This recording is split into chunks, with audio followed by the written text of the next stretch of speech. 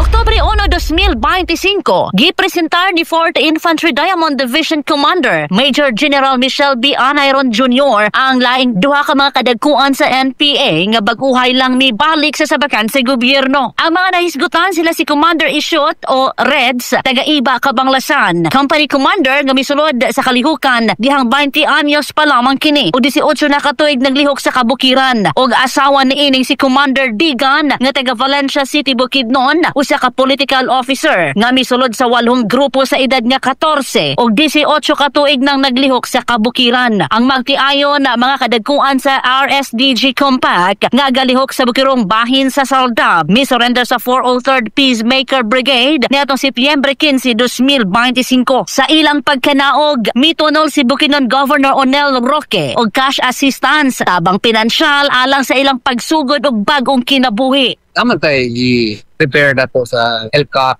province at SWBO. Samtang sa pagtungtong sa 4th quarter ning tuig kasamtangan, hugot nga gibarugan ni Major General Michelle B. Anayron Jr. nga hingpit ng tapuson ang insurhensya sa probinsya sa Bukidnon. Ako makaingwig ko nga kaya diyo kayo by the end of this year. So makaingon tataron nga with a massive na continuous na focused military operation, time na lang gila itong gahulaton nga makapareho ta o break nga nahitabuan ni sa ila. Katropa alang nga sa gahi og sulid nga panglawas, tumar og turbo main enhancer. Para sa nakahiusang Pilipino sa Pilipinas, Marico Dino, XFM News.